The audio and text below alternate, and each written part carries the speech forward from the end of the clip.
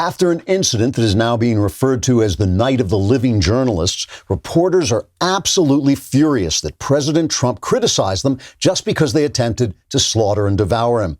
At a briefing at the White House lawn, the journalists rose en masse from beneath the earth and then came slowly limping toward the presidential podium, wearing torn, mud-streaked clothes and with their blank-eyed stares peering out of their tilted, slack-jawed faces. Their bodies were missing limbs and obviously dead inside, but still animated by some mysterious hatred-like force as they launched their slow-motion mass attack on the commander-in-chief, murmuring brains, "Give us brains." Afterwards, President Trump remarked that he thought the journalists had treated him rather unfairly. The criticism ignited a firestorm of anger in the press.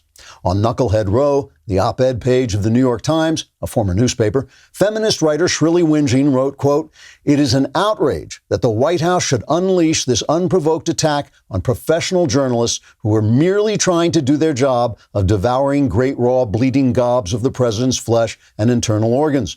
It is no accident this swaggering, hyper-macho presidential reaction comes just as female journalists like Brian Stelter are finding their voice, which is a little whimpering cry from beneath the bed covers," unquote. On CNN, commentator and unindicted co-conspirator James Clapper, speaking in a digitally disguised voice from a nation without a U.S. extradition treaty, said, quote, "I never thought I would see the day that an American journalist could not kill and eat a Republican president without his motives being questioned. This is a direct assault on the First Amendment's protection of mindless, zombie-like behavior by the moral equivalent of the living dead.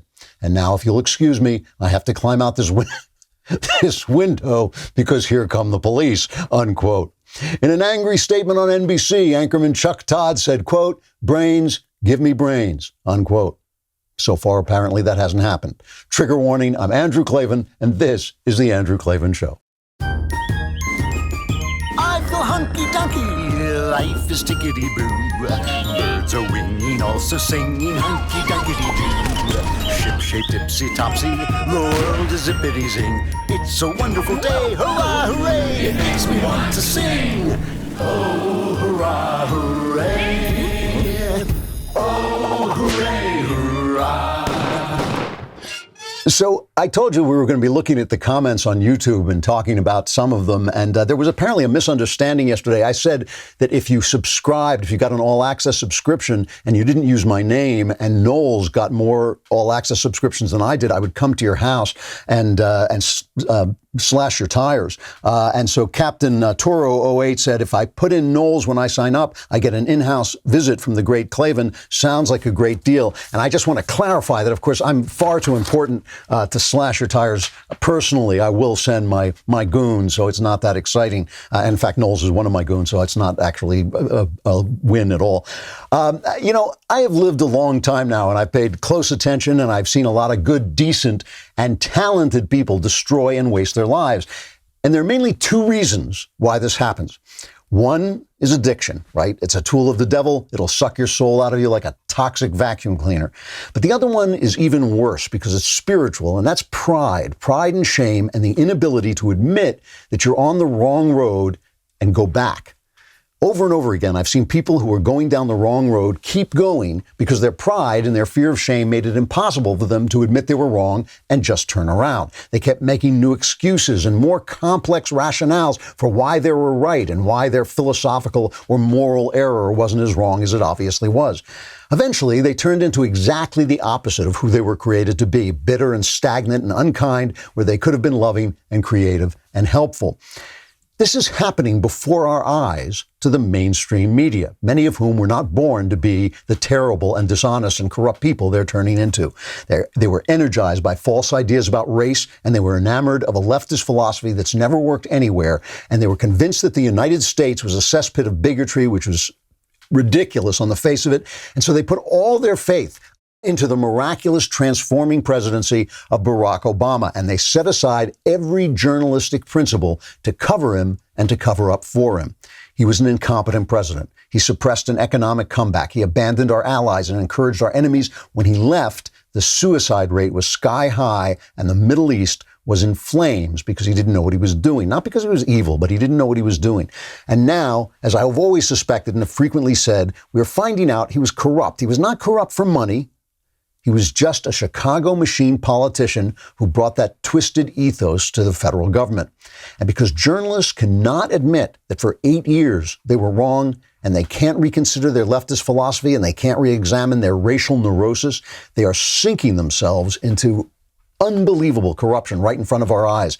I do not think their business can survive as it is. So even if they succeed in pulling Donald Trump down, which I know is their goal, but even if they succeed in pulling Trump down, I think they're going to go over the falls with him. We need a news media. We need a news media, but these people have made themselves useless. They have ruined themselves.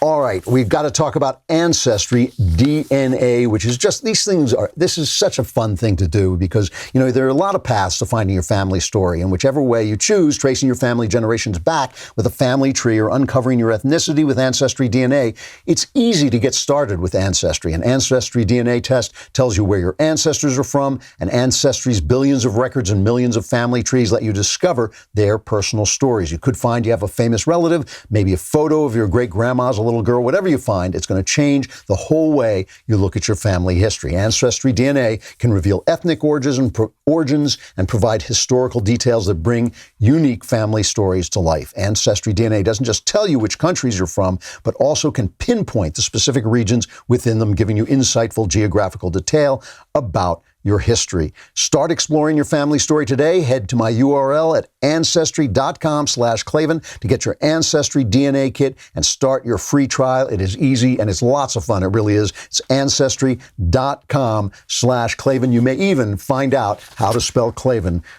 It's K-L-A. That's it. That's what I was going to say. That's what I was going to say.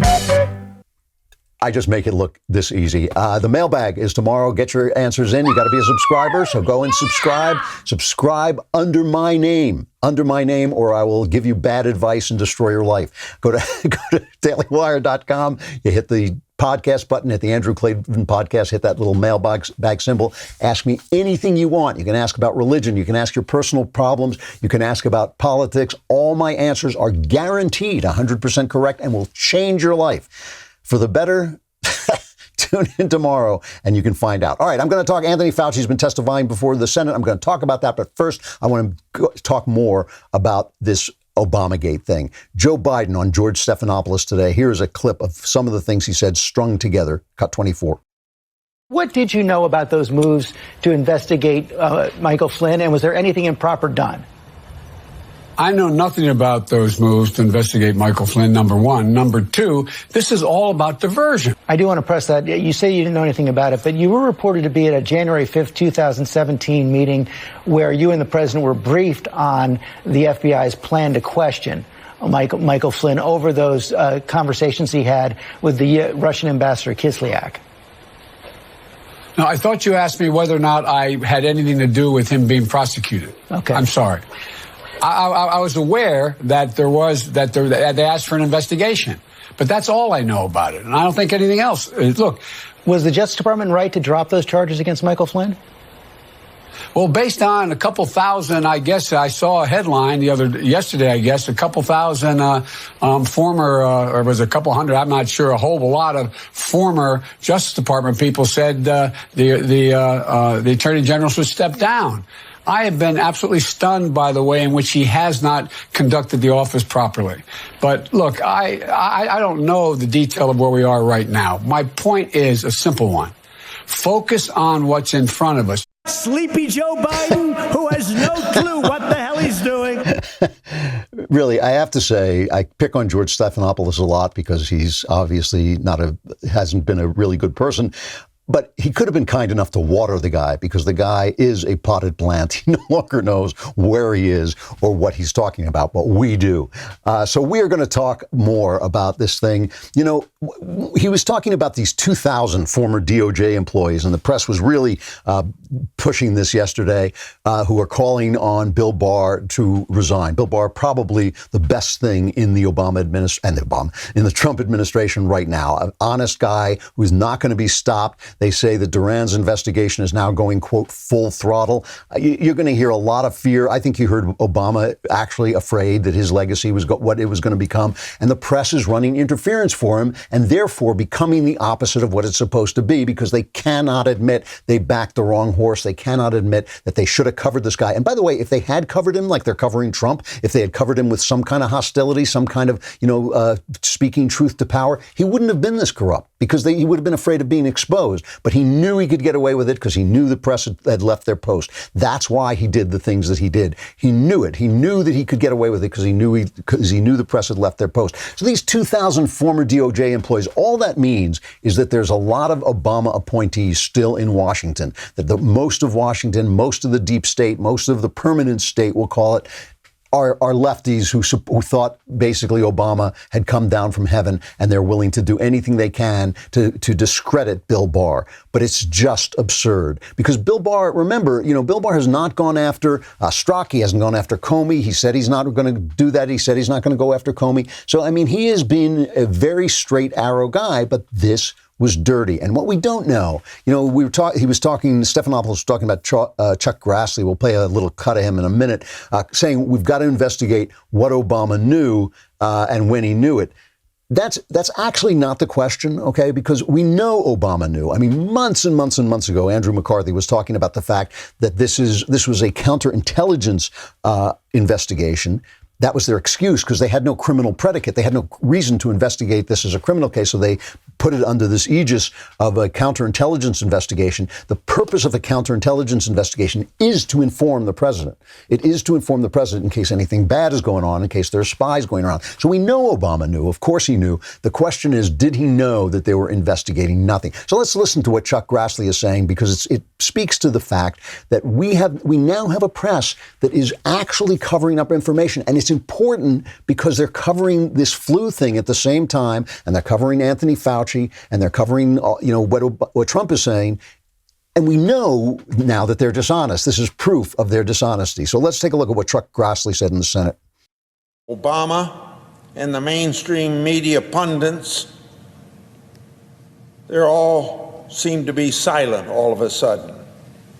I've heard no comment from Mr. Obama about the independent Inspector General's findings that Andrew McCabe lied under oath to federal investigators multiple times. Or I haven't heard about how Department of Justice prosecutors falsely told the court that they had produced all Brady material to Flynn. Or I haven't heard them when the federal government surveilled an American citizen connected to the Trump campaign without probable cause and based on intelligence that the FBI knew was questionable at best. Too much silence on something that now is so obvious. This is the thing. Too much silence on something that's so obvious. And we don't know. There's a lot of stuff. He was talking about Brady material. Brady material is exculpatory material, meaning stuff that they have to produce when they're investigating you that says you're not guilty. They can't just hide that if they work for the government's supposed to be fair, right? The government is supposed to be fair, and they're supposed to hand over exculpatory evidence so that the judge and the defense can mount a good defense. And they didn't do that. They literally did not do it. And we have to be clear about what they're saying, because yesterday, or I think it was Sunday, the New York Times ran an op-ed by Mary McCord, who used to be in the Justice Department, saying, they took my comments out of context and it wasn't fair, and they made it sound as if somehow this was important. It wasn't important. The DOJ and Bill Barr very carefully stuck to one issue, which is the issue of materiality. For it to be a crime for you to lie to the FBI, you have to be a material witness. It has to be a material lie. If you say it's Thursday and it's Wednesday, that doesn't matter. It has to be something they're investigating. The people who were investigating Flynn had already determined that he hadn't lied, and that nothing he had to say, and that he wasn't colluding with the Russians, and that nothing he had to say was material. And there's a little glitch where the paper that hadn't been signed by the person who was supposed to sign it, but that is what they said, and the person who was going to sign it was going to sign it. There was no reason to investigate him. There was no reason to investigate him. And the thing that we don't know yet, the thing that we don't quite understand is, I mean, it seems that on January 5th, Trump is already the president-elect. It really does seem that Obama said, investigate this and don't tell Trump. And remember, we know that happened, and they didn't tell Trump about the Flynn investigation, but they did tell him about this stupid Christopher Steele P thing, you know, where he was supposed to have prostitutes. I was clearly Russian disinformation. He was supposed to have prostitutes urinating on him when we know Trump is a germaphobe and would never have done that. That they told him about because that gave them the chance to leak it to the press. That's why they did it. They did it. This whole thing was really an attempt. It looks like to me an attempt to cripple this president. That's what it looks like. Now, I can't say that for 100% certain yet, but that's what it looks like. Now, this means something really important, okay? It means a couple of really important things. One, it means that the election of Donald Trump saved our butts, okay? That's not saying Trump is a great person or a wonderful guy or the sweetest man who ever lived or, you know, the angel of God. But it does mean that if he hadn't been elected, this incredible Democrat machine would have gotten hooked in even deeper into the United States federal government. And why is that so bad? Well, in order to say why it's so bad, you only have to look at Chicago. You only have to look at cities that are run by this sort of machine. And you never get rid of them. They dig in. The fact that Ed Koch and Rudy Giuliani plucked that terrible machine that was strangling New York to death is just an amazing, amazing thing. And so, you know, when you hear what was going on, here, let's play Kayleigh McEnany. She's the new press secretary. She's doing such a great job. And she's talking about the fact, this is the shorter McEnany cut, she's talking about the fact that the FBI went into Flynn knowing that one of the things they were trying to do was destroy him. The FBI discussed what their intent was beforehand. This is what they said. What is our goal? Truth, admission, or to get him to lie so we can prosecute him or get him fired? These notes, in addition to other evidence, raise serious questions about the handling of the FBI's handling of Michael Flynn's case. Did the FBI confront Flynn with the intent to get him to lie so that we can prosecute him and fire him? Did the FBI manufacture a crime against Lieutenant General Michael Flynn? I love that woman. I love her more than sharks love blood. Now, let me just play. I mean, these are serious questions about and it's not just, you can't just say, oh, we lied to you for 3 years, but now that's all in the past because we're busy lying to you about the virus. You can't say that. We have to go back and look at this, and we have to look at the way the press is asking these questions. Cut 22 is Donald Trump being asked about this. Obamagate. It's been going on for a long time. It's been going on from before I even got elected. And it's a disgrace that it happened. And if you look at what's gone on, and if you look at now all of this information that's being released, and from what I understand, that's only the beginning. What is the crime exactly that you're accusing him of? You know what the crime is. The crime is very obvious to everybody. All you have to do is read the newspapers, except yours. Read the paper, except yours. But you know, that question, it's the wrong question. It's the wrong question. You know, the fact is, Obama may not have committed a crime. Comey may not have committed a crime. Comey may have been just gulled by Russian disinformation. He may have thought that this was actually going on for a while. He may have bought into the Christopher Steele document. It doesn't have to be a crime for it to be machine politics of the worst possible sort. If this were, look, I don't have to say this, but if this were going the other way, it would be as if Kavanaugh had been accused of something instead of Biden being accused of something. I mean, this is the problem. And, I know I beat this dead horse, but we need an active press. And the thing is, they're out to get Trump. And the fact that Trump saved this country from a corrupt government means, yeah, you know, this is the tragedy of Donald Trump, and I'll talk about this more in a little bit. But the tragedy of Donald Trump is the very things that got him elected and saved us from this corrupt government may be the things that hurt him in the coming election. It just may be that way. All right, let us pause and we'll get to the coronavirus in just a second. But first, we have to talk about ZipRecruiter. I love to joke around about ZipRecruiter because the guys who work for the Daily Wire, obviously, most of them belong in prison as opposed to working for the Daily Wire. And so I like to say we should use ZipRecruiter. But this is a moment I know when so many people are out of work, when so many people are looking for work, we should remember that ZipRecruiter not only helps places like us find people who don't belong in prison and who do good jobs, but they can also help you find a work. ZipRecruiter's focus hasn't changed. They're still doing what they've done from the beginning, which is helping people who need jobs find people who need people, right? That's what they do. They help growing businesses find the right people for their open roles. So if you're looking for a job, ZipRecruiter is working with you to find the right job faster. ZipRecruiter is dedicated to helping you get hired, whether you're looking for jobs in caretaking, to delivering food and goods, to building medical facilities, to supplying protective equipment, so much more. In fact, ZipRecruiter's app will send you up-to-date job openings so you can be one of the first to apply. They're looking for people who need you, and they're looking for you for those people. They're looking to put you together. By connecting people who need jobs and companies that need people, ZipRecruiter is working with all of us so we can keep moving forward. Let's go to work together. ZipRecruiter.com/work together. ZipRecruiter.com/work together. So let's hear what, it's really interesting. Anthony Fauci testifies before the Senate today. And before I play what he said, I want to play what Chuck Schumer said, which was, I just felt unbelievably disgusting. I mean, Chuck is unbelievably disgusting at this point, but even the way he looks like the Antichrist. You just How look dare at it you? and think like, whoa, whoa. That's Chuck. Remember when you get dressed in the morning, you have to put your soul in your body. You can't leave your home without your soul. And this is what he says about Fauci's testimony. Maybe we'll have an opportunity to hear the truth from an administration official tomorrow. Dr. Fauci is testifying before the Senate. We've been pushing McConnell to do hearings, to do oversight, to do what Congress is supposed to do, to prod this administration to do what it seems unable to do. And that is to bring people before us and do tough questioning. Dr. Fauci will have the opportunity to testify for the first time with Donald Trump not lurking over his shoulder. You know what I say to Dr. Fauci? Go for it.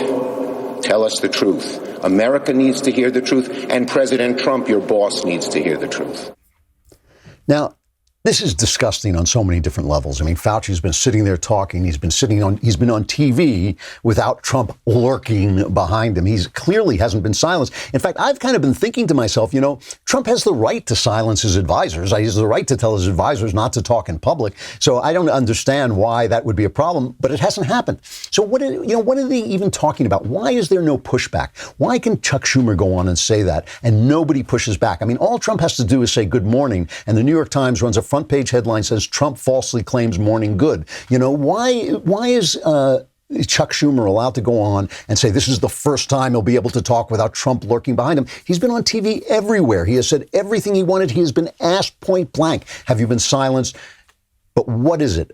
I mean, we don't even have to guess. We don't have to guess. These guys want the economy to hurt. They want you to hurt. They want you out of work. They want you stuck in your apartment. They want you frightened for your life because they want to get at Trump. And you're just in the way. They used to say they're not after Trump, they're after you. Trump is just in the way. But the reverse is also true. They don't care if they hurt you because you're just in the way of their getting at Trump. And they don't care if you're out of work, and they don't care if you need money. They don't understand how the economy works anyway. They don't understand that all that money that they take home, those hundreds of thousands of dollars they take home every year, that comes from us. They don't understand that comes from private business. They think it's just, we print the money. We've got the mint. We print the money. What's the problem? Why do we need Amazon? Why do we need all these businesses working? So Fauci goes before it, and all this stuff was set up beforehand. That with New York Times headline this morning was Fauci to say people will die if we go back to work, right? And he says this is a risk. This is cut 25. My concern is that if states or cities or regions, in their attempt, understandable, to get back to some form of normality, disregard to a greater or lesser degree the checkpoints that we put in our guidelines about when it is safe to proceed in pulling back on mitigation.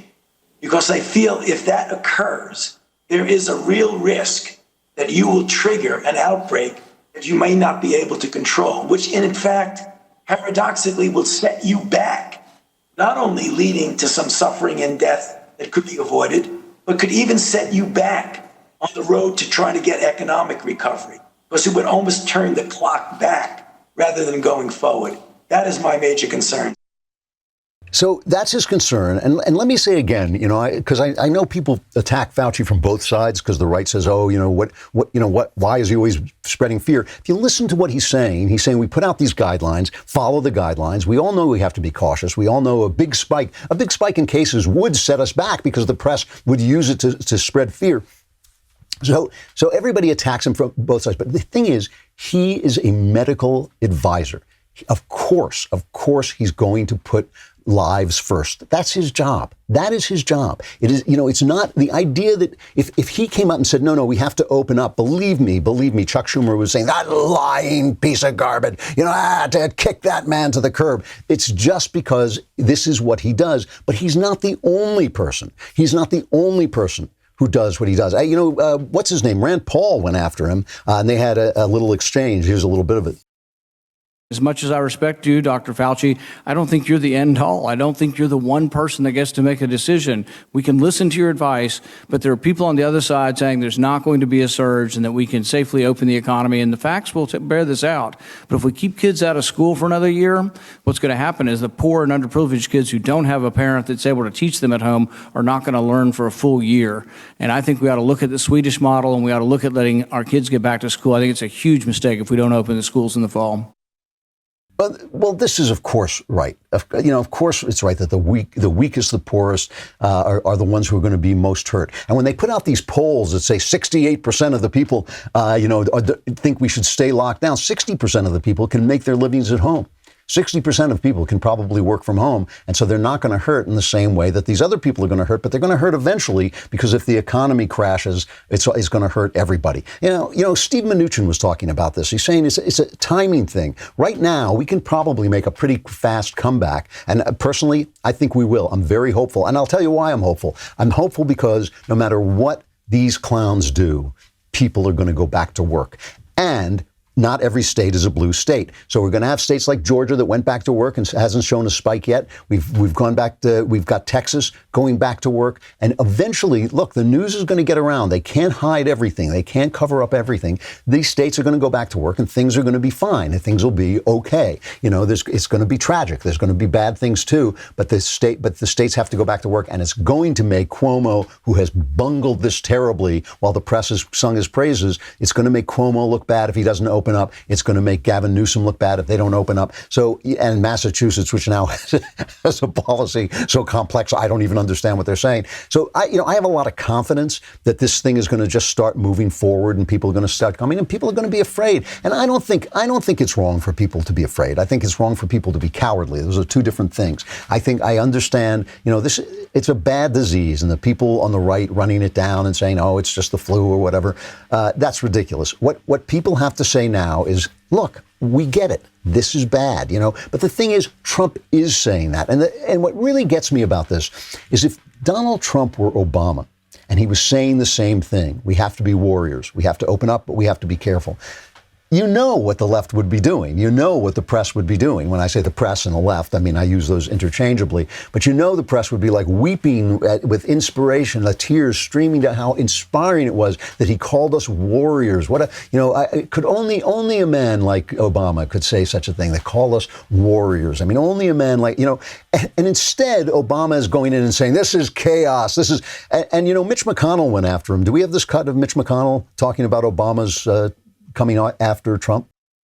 I think President Obama should have kept his mouth shut. We know he doesn't like much this administration is doing. That's understandable. But I think it's a little bit classless, frankly, to critique an administration that comes after you. You had your shot. You were there for 8 years. I think the tradition that the Bushes set up of not critiquing the president who comes after you is a good tradition.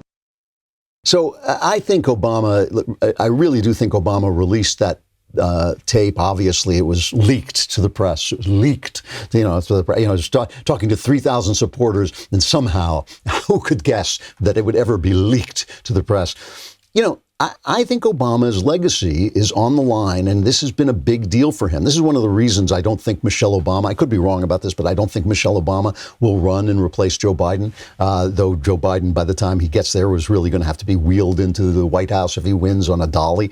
But I think that I don't think he wants to go back because he knows he's incompetent. He knows he did a bad job, and he was lucky enough to get the economy when it had to bounce back, and that protected him. But in fact, everything else he did, except maybe that Trans-Pacific deal, which was probably a better idea than Trump thought it was. But everything else he did was a mistake. It was just bad news. So all I'm saying right now is this is a moment when the press is selling us something. It's selling us fear. It's selling us closing, and it's all about Trump. And the reason it's all about Trump is because it's all about Obama. They blew an 8-year story because of racial neurosis and because of leftist philosophy. They blew it. They blew it because of racial neurosis, and they can't admit it. And they're destroying the American press in front of our eyes, and we're going to need that American press when it's gone.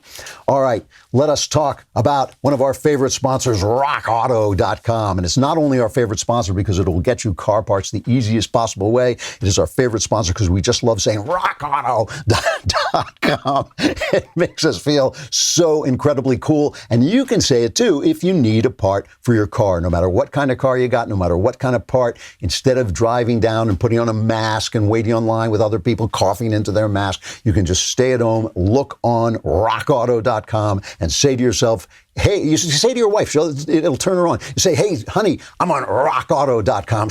Yes, I love hearing you say that. So no matter what you need, RockAuto.com. It's a family business. They've been serving auto parts customers online for 20 years. Go to RockAuto.com to shop for auto and body parts from hundreds of manufacturers. And best of all, the prices at RockAuto.com are always reliably low, and they're the same for professionals and do-it-yourselfers. Go to RockAuto.com right now and see all the parts available for your car or truck. And please, please write Klavan in their How Did You Hear About Us box so they know you know how to spell Klavan, because that's a very important thing for them to know. It's Klavan. There are no E's in Klavan. I was just going to tell you that. There are no E's in Klavan. Same thing for the All Access promo. Go on and get the All Access promo so you get our top tier level of membership. If you're All Access, if you get an All Access membership, which is what I meant to say, but I was reading off the copy and read All Access promo, which makes no sense. So now I sound like Joe Biden. It's All Access membership. It is our best top tier membership. You get all the benefits of our other membership tiers, including an ad-free website experience, access to all our live broadcasts. You get 3 hours of Ben show, and you get editorials from Ben. Plus, you get to be, look. You get, what else do I have to say, right? You get the leftist tiers tumbler, solid gold, diamond encrusted leftist tiers tumbler. You get to be on the All Access program, ask questions. It'll be, I think it's Ben tonight and it's me tomorrow. So go over to dailywire.com/subscribe, right? And get 10% off with the coupon code Klavan. If you don't, they're paying attention to how many people come from which show. If Knowles gets more subscribers than me, you will not be able to show your face in any place. I know you're not showing your face anyway. You're wearing a mask, but you'll have to wear a mask for the rest of your life out of pure shame. You do not want that to happen. You don't want people to say they're the guy who let Knowles get more subscriptions. Klavan. Do it. Come to dailywire.com and subscribe. The mailbag is tomorrow. You do want to be there. All your problems will be solved.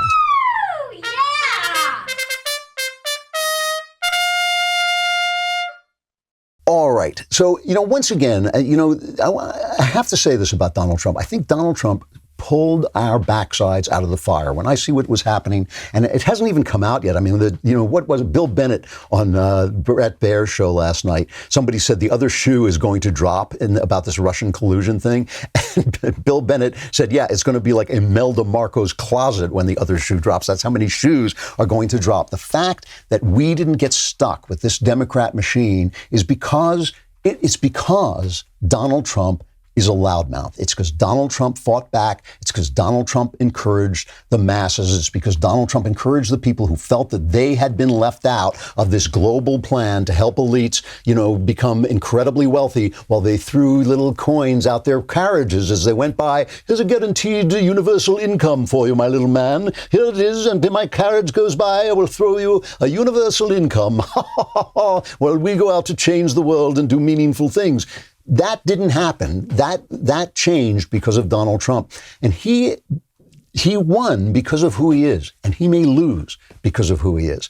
The press goes after him all the time. And I know you're constantly saying to me, he has to fight back against the press. And I know he does. He would not. This is the tragedy. He would not be there if he didn't fight back. He may lose because they have gone insane and will not stop going after the press conference, the press briefing yesterday was a travesty. It was absolutely ridiculous. First, let's start with the Trump quote about we have met the moment. If you can find that one. Yes, 17. In every generation, through every challenge and hardship and danger, America has risen to the task. We have met the moment, and we have prevailed. Americans do whatever it takes to find solutions, pioneer breakthroughs, and harness the energies we need to achieve a total victory. Day after day, we're making tremendous strides with the dedication of our doctors and nurses. These are incredible people. These are brave people. These are warriors. So, okay, again, if Obama made that speech, we have met the moment and we have prevailed. That's all we would hear. It would be the lead on every network show. It would be the lead in the New York Times. It would be a banner, war-declared headline on it. We have met the moment and we have prevailed. But because it's Trump instead, we get questions like these. This is cut number 6, a little montage.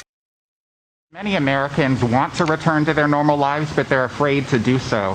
How can you ensure Americans that it's safe to go to their own workplaces when the most secure workplace in the country, the White House, cannot contain the spread of the coronavirus? It's infected some of your own staff. What do you say to Americans who say, how can you keep me safe? How can you reopen the government if even the vice president is self-isolating? And why hasn't testing gotten up to the point where every American who wants a test can get a test? First, the money for this new testing support today comes from the CARES Act, which you signed into law 42 days ago.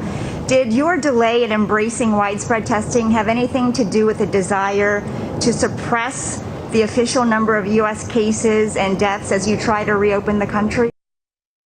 I mean, this is amazing. This is amazing. It's childish. It's amazing. It's a way, I'm telling you, I know that they treated George W. Bush like this too. They treated Reagan like this too. But this has gone to another level where they're actually not even they're in the White House Rose Garden. They could be asking questions to gather information to help you deal with the facts as they come out, to help the country reopen, which it has to do. They could be doing all that stuff, but instead they're just spreading fear. People are afraid. Somebody actually asked him, how come you get tests daily, but other people can't get tests daily? He also, he gets Secret Service men. He gets, he's the president of the United States. It's absurd. And this idea about testing is moving the goalposts. Testing is not going to solve everybody's problems. There's still going to be cases. Testing doesn't solve all the problems. It's just, remember it was, 2 weeks to deaden the curve to protect the hospitals. Not only have the hospitals been protected, but they're so underused that people are losing their jobs. So if there is a spike, we'll be missing nurses and doctors who would have been there otherwise, right? So the entire thing is now just a nonsense, and it finally devolves into an absolutely embarrassing for the press moment. This is CBS, I think she's a Chinese American. She's Weijia Zhang. I'm not sure how she pronounces her name.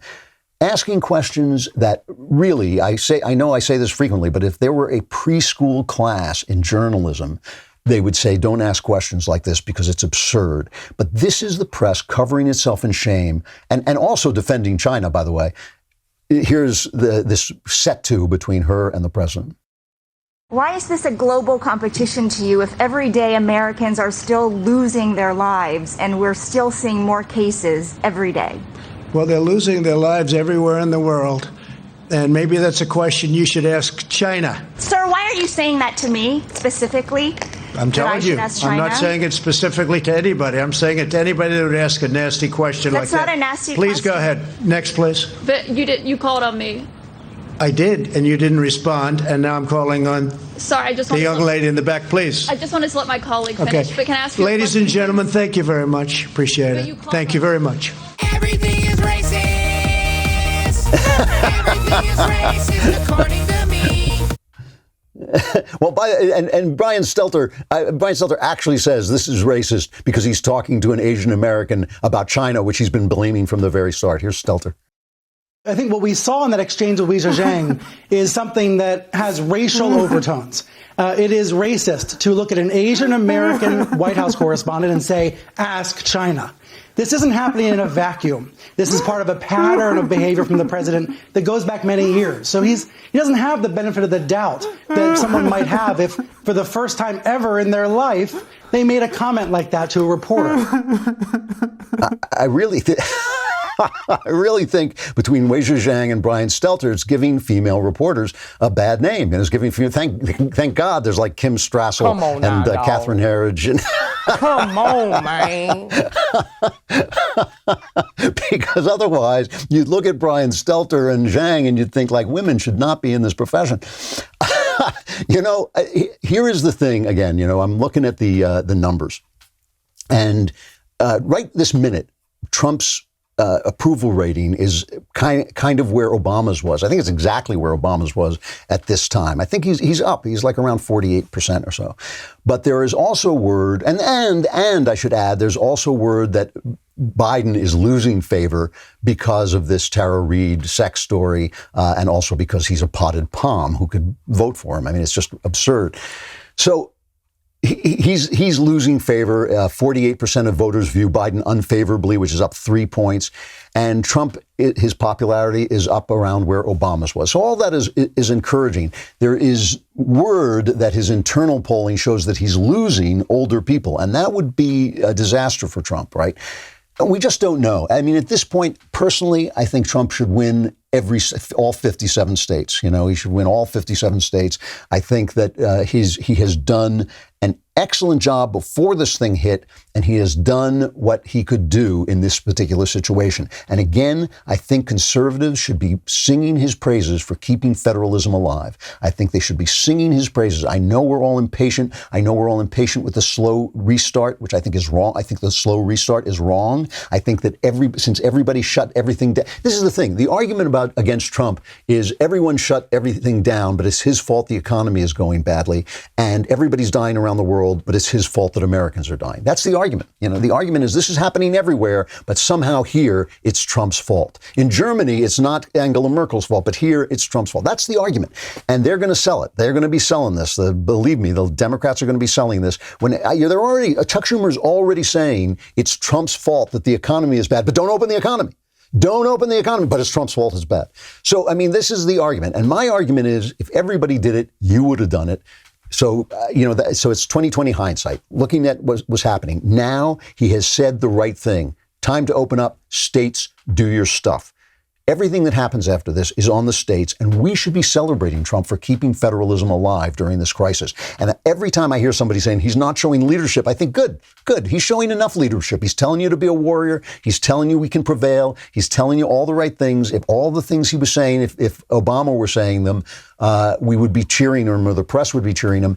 And Obama would have started the, Barney Frank Institute of the Barney Frank Agency for overlooking all health care from now on. He'd use this to push single payer health care. That's what he'd be doing. They would never let a crisis go to waste. Trump has let this crisis go to waste. And for that, I think we should carry him on our shoulders because really he is under fire. He's under fire. And I've said this from the very beginning. His fractious personality is what got him elected, but it could also get him unelected. And we should watch for that because this press is out of control. They may destroy him. They'll destroy themselves at the same time. All right, let me stop there and end with a final reflection. I've been trying to talk about stuff that we've been watching and that's been entertaining here. And I went back to watch one of the movies I watched in my youth, Murder, My Sweet. It came out in 1944, obviously before my time, but I was a huge Raymond Chandler fan. Raymond Chandler really shaped my idea of writing and the things I wanted to write.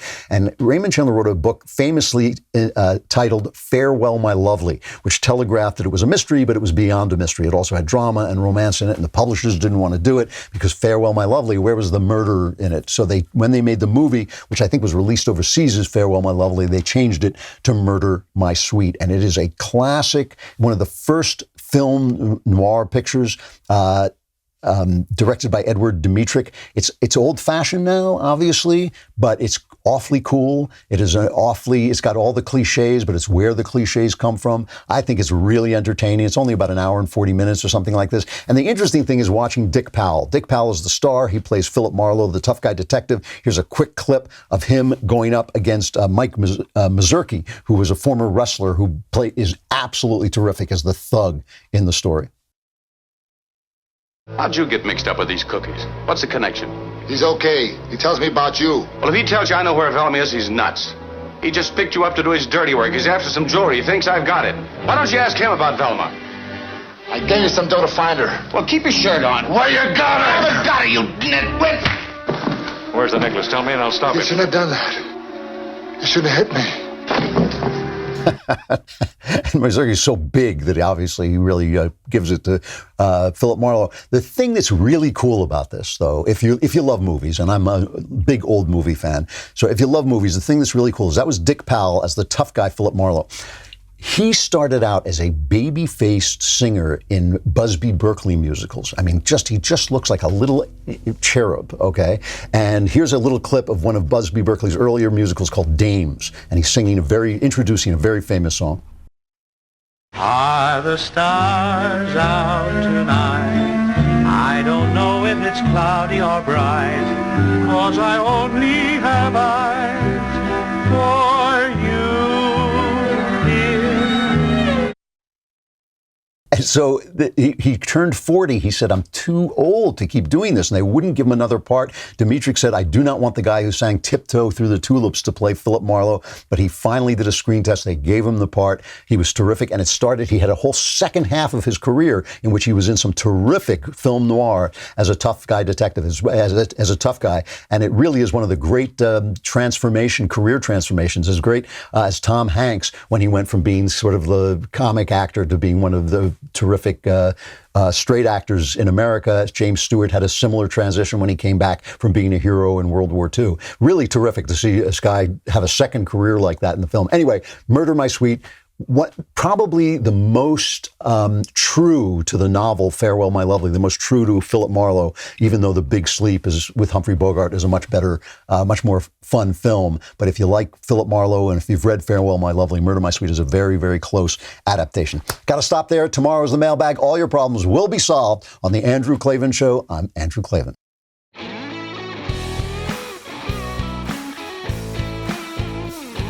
The Andrew Klavan Show is produced by Robert Sterling and directed by Mike Joyner. Executive producer, Jeremy Boring.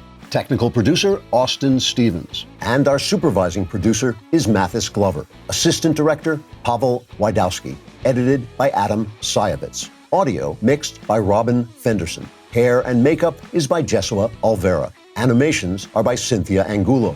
Production assistants, McKenna Waters and Ryan Love. The Andrew Klavan Show is a Daily Wire production. Copyright Daily Wire 2020. You know, the Matt Walsh Show, it's not just another show about politics. I think there are enough of those already out there. We talk about culture because culture drives politics and it drives everything else. So my main focuses are life, family, faith. Those are fundamental, and that's what this show is about. I hope you'll give it a listen.